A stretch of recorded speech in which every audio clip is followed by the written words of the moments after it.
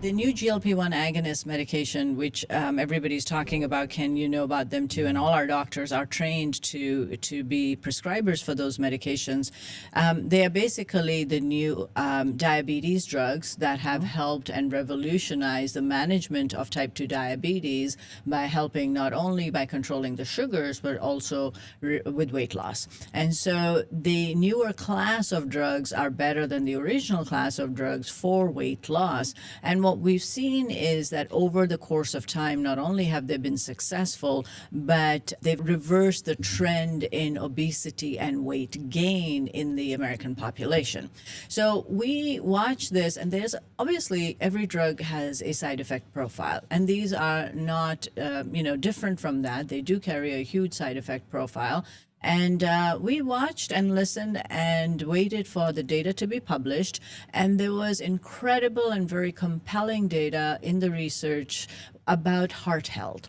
And that's when we started offering our weight management program with the GLP-1 agonist. But what the drugs are literally doing are not only helping in reducing hunger, craving for food noise, whatever you may call it, but they are they're suppressing appetite, and as they're suppressing appetite, people are losing weight. What we watch for in the clinic is this fat loss or is it muscle mass loss? Because you're wanting to make sure that your patients lose fat and not muscle. So you do have to educate about that, and you do have to work on that.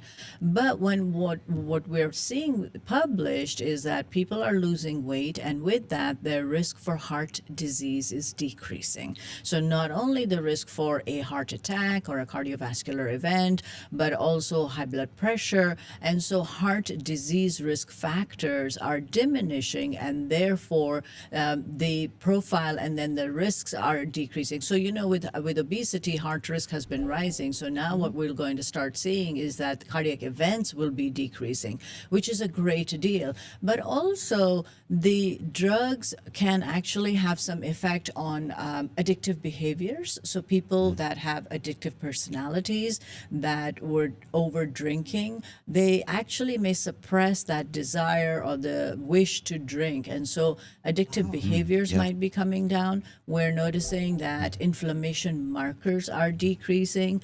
We're also finding out that kidney health is improving. And then there's speculation that as people lose weight, maybe there is an improvement in the osteoarthritis symptoms, for example, knee pain. We all know, and we always tell our patients, if you lose a little bit of weight, you won't hurt as much. The knee joints won't be painful. So there is a speculation, and we're seeing that now. And so it's not just that there's one aspect of your life that is going to be impacted, which is weight loss. It's actually a whole body phenomenon, starting from the cognitive impact, going down all the way towards heart health, respiratory health, joint health, kidney health, gut health. And so with that, when people use these medications, they actually don't want to come off of them because it has played such a pivotal role in making them feel better.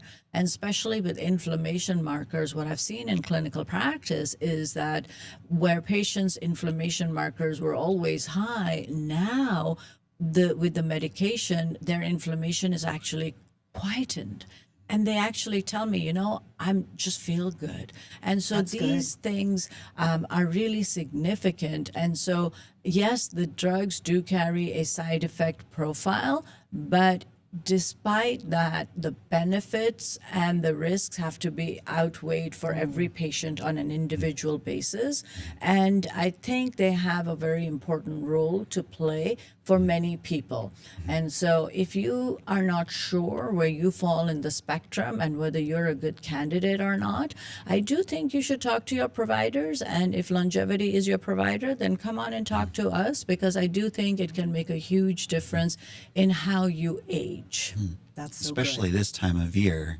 Exactly yes. right. Yeah. We are inundated.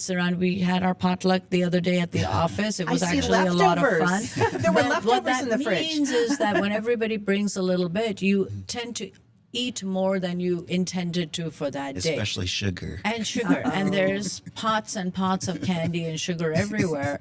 And as hard as you try, you know, you go, oh, well, maybe one, you know, and that unfortunately with sugar, the one is never enough. The one is Right. basically the trigger that kind of leads you to want more and more and more. And I've heard patients say, you know, like you were saying about addictive behavior, sugar is right up there as one of those. Absolutely, And, it is and 100%. I've heard patients say that their sugar cravings or general types of food cravings would go away. Go with this. away, yeah.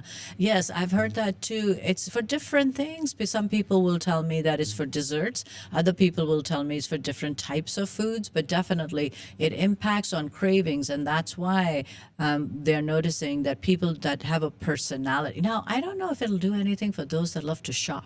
Oh, I don't know. Oh, yeah. That's also this time But of food year. definitely, That's true. and Yeah. alcohol and Yeah, we don't addictive need behavior. anything for the shopping thing. No, that's just fine.